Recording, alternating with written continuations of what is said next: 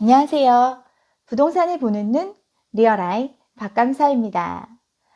이제 대세 하락기로 시장이 접어들었다라는 의견과 아니다, 잠깐 숨고르기 하고 더 집값은 오를 거다, 이런 의견들이 설왕설래하고 있습니다. 지금 시장에 관심을 갖고 있는 사람들 부자가 아니죠. 부자들은 이미 증여를 하거나 똘똘한 채로 집중하면서 자산을 다 재편을 했고, 아직도 시장에 관심을 갖고 있는 사람들은 집을 아직 사지 않은 벼락거지로 대변되는 대기 수요와 오른다는 얘기에 집을 여러 채 연끌해서 샀는데 집값이 안 오르면 큰일 나는 사람들, 이러한 사람들이 관심을 가지고 있어요. 집을 안 사서 상대적으로 박탈감에 빠진 사람과 거액의 빚을 지고 집을 사는 사람들은 지금 굉장히 불안한 상태예요. 두 그룹을 지칭하는 용어에 다 거지라는 표현이 들어있는데 정말 더 가난한 상황이 되는 사람은 누굴지 오늘은 한번 생각해보는 시간을 준비해 봤습니다. 여전히 벼락거지들을 불안하게 만들고 있어요. 전국에 6,500가구가 분양을 하는데 서울은 0가구라고 기사가 났어요. 분양은 올해 계속된다고 말씀을 드렸죠. 서울은 마치 분양 안 할 것처럼 제목을 지어서 사람들을 더 불안하게 하고 있습니다. 이런 말에 불안감을 느끼는 사람들 벼락거지로 이야기를 하는데, 벼락거지, 자신의 소득에는 별다른 변화가 없는데 부동산이나 주식 가격이 급격하게 올라서 상대적으로 빈곤해진 사람들을 자조적으로 가리키는 신조어죠. 열심히 월급 모으면서 살고 있었는데 투자 안 했기 때문에 하루아침에 거지로 전락해서 나만 뒤처진다는 상대적인 박탈감에 시달리고 있어요. 벼락거지에 해당되는 유형은 크게 셋으로 나눠볼 수 있습니다. 첫 번째, 대기 수요가 있는데 이 사람들 여지껏 집 산 사람들처럼 집을 살려면 살 수 있는 사람들이죠. 집을 사고 싶지만 지금 가격이 너무 비싸다고 생각하기 때문에 하락을 기대하면서 기다리고 있는 사람들입니다. 어느 정도 돈도 모아놓은 사람들이죠. 두 번째 유형은 아예 안 살 사람입니다. 그냥 사는데 필요한 주거비용 지불하면서 그냥 살고 집값이 오르고 내리고에 상관없이 집을 꼭 사야 된다고 생각하지 않는 사람들도 있어요.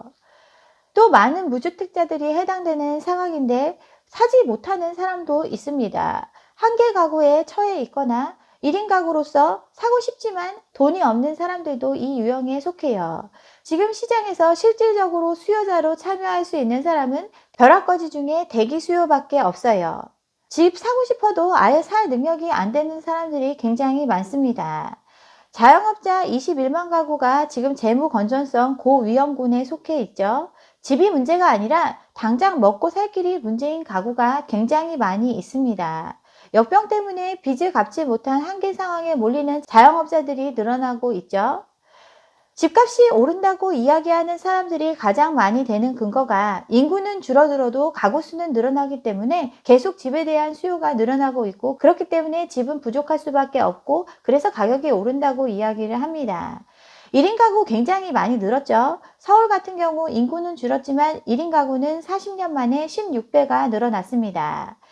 그런데 늘어난 1인 가구의 비중을 살펴보면 고령화에 따른 독거노인 가구나 만원 비혼 등 중장년층의 1인 가구 증가 추세가 굉장히 높습니다. 전국적으로 1인 가구가 30%가 넘었는데 그 1인 가구 중에서 10명 중 6명만 돈을 벌고 있어요. 대부분 보증금 있는 월세에 살고 있고 연봉이 3천만 원도 안 되는 사람들이 80%에 달합니다. 가정을 꾸리기에는 경제적으로 열악한 경우가 훨씬 더 많아요. 1천만 원 미만 버는 사람이 34%고 3천만 원 미만 버는 사람이 44%에 해당이 되는데, 언론에서 말하는 고소득 1인 가구의 현실이 이렇습니다. 경제력 갖춘 1인 가구가 굉장히 많기 때문에 집값은 계속 오른다고 이야기를 하지만 실제로 극소수에 불과해요. 그런데도 기사는 매일 나오고 있죠. 고소득 1인 가구가 늘면서 1,600만 원짜리 월세가 등장했다고 하고, 내 집 마련이 불가한 1인 가구 하면서 1인 가구도 내 집 마련할 수 있게 청약을 개편하면 집이 날개도 친 듯이 팔릴 거라고 이야기를 하죠. 현실은 그렇지 않습니다. 실제 집을 살 수 있는 사람들은 대기하고 있는 벼락거지밖에 없어요. 이들에게 집을 팔아야 되는 사람들은 하우스푸어로 대변이 됩니다. 하우스푸어, 우리나라에서 특히 심각한 상황인데 부동산은 안전하고 주택가격 상승은 계속된다라는 믿음으로 대출을 이빠이 받아서 집을 사는 거죠. 집을 샀지만 이자를 부담하는데 허덕이면서 빈곤하게 사는 사람들이 바로 하우스푸어에 해당이 됩니다. 가격이 올라서 대출금을 갚고도 남는 이익이 생길 수도 있지만 가격이 오르지 않으면 자기가 산 것보다 싸게 내놔도 팔리지 않는 상황이 되고, 그러면 거액의 이자를 평생 갚아가면서 힘들게 살게 되는 거죠. 지금 영끌한 사람의 대부분이 이 유형에 해당이 됩니다. 30대 220만 명의 데이터를 분석을 했더니 빚이 4억 5천 정도 된다고 하죠. 한 달에 200만 원 가까이 원리금을 갖고 있어요. 이 사람들 집을 사는 순간 집값이 올라야만 손해가 없는 구조입니다. 들어간 비용은 손해보지 않고 팔 수 있어야 되는데 지금 거래가 안 되고 있죠. 그렇지만 평생 모으기 힘든 수준의 빚을 지고 있는 상황입니다. 이 사람들이 다 하우스푸어에 해당이 돼요. 하우스푸어도 세 가지 유형으로 나누어 생각해 볼 수 있습니다. 빚을 감당할 능력이 되고 계속 소득이 늘어나서 이게 아무 문제가 안 되는 사람들은 하우스푸어가 아니죠. 영끌한 사람들이 하우스푸어에 해당이 돼요. 첫 번째 유형, 영끌에서 자가거주하는 경우인데 이 경우는 다른 유형에 비해서 자기자본 비율이 높은 편입니다. 버티기에 들어갈 가능성이 높아요. 어차피 내가 살기 위해서 영끌했고 그 이자를 감당하더라도 끝까지 팔지 않을 부류입니다. 그 외의 유형들이 지금 전전긍긍하고 있는 건데 영끌에서 갭 투자한 사람들이 되겠죠. 영끌 갭 투자의 경우는 자가거주할 정도의 돈을 모으지는 못한 사람들입니다. 그렇지만 높은 전세금을 끼고 갭 투자해서 나중에 오르는 시세 차익을 보겠다고 뛰어든 사람들이죠. 한 채로도 모자라서 여러 채 집을 영끌해서 산 사람들이 하우스푸어 유형에 해당이 돼요. 지금 시장은 하락을 기대하면서 집값이 떨어지면 집을 사겠다고 하는 대기수요 벼락거지와 계속 집값이 오를 거라고 생각해서 영끌에서 여러 채 사놓은 영끌 갭 투자자 간의 줄다리기라고 볼 수 있습니다.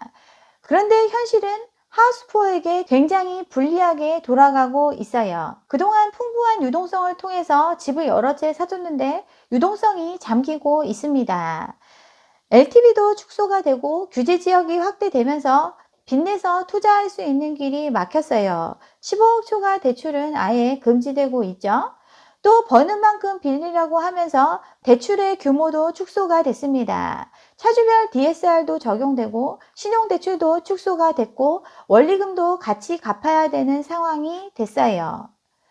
또 그동안은 저금리 기조가 계속 유지가 됐기 때문에 버틸 수 있었지만 이제 금리가 계속 오르고 있습니다. 영끌족들의 이자 부담이 커지고 있죠. 기준금리는 안 올랐는데 시장금리가 자고 나면 오르고 있죠. 보금자리론 같은 경우는 주택담보대출 중에서 금리가 가장 싼 편에 속하는데 이것마저 오르고 있어요. 기준금리도 계속 그대로 있지는 않죠. 올 하반기쯤 기준금리 인상이 예정되고 있는데 이렇게 되면 이자 부담은 더 늘어날 수밖에 없습니다.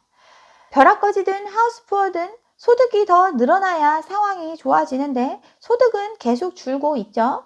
고용도 줄고 소득도 줄고 빚은 더 늘어난 게 지금의 현실이죠. 하우스푸어 집값이 오른다는 생각으로 집을 여러 채 움켜쥐고 있는데 집을 가지고 있으면 세금 부담도 만만치 않습니다. 강남 30평 두 채면 세금이 억 단위죠. 버티고 있었는데 지금 악소리 내고 있어요. 집을 갖고 있으면 세부담은 계속 늘어나는 구조인데 지금 이 세금 낼 돈도 어디서 마련하기 쉽지 않습니다. 전세가 계속 오른다고 해서 전세금 올려받아서 이거 낸다고 그렇게들 얘기했는데 전세는 지금 하락하고 있습니다. 전세 철저히 비용이라고 말씀드렸죠. 올린다고 다 올려받을 수 있는 게 아니에요. 전세를 사는 사람 입장에서는 철저하게 비용이기 때문에 감당하지 못하면 그 지역을 떠나게 됩니다. 그러니까 비싸게 얘기했던 전세 매물들은 쌓이고 있고 그래서 급한 사람들은 전세가를 내리고 있지만 채워지지 않고 있습니다. 이러한 상황이다 보니까 팔려고 내놨는데 나처럼 팔려는 사람이 너무 많죠. 거래는 줄어들고 매물은 늘어나고 있고 사려는 사람보다 팔려는 사람이 훨씬 더 많은 시장이 되었습니다.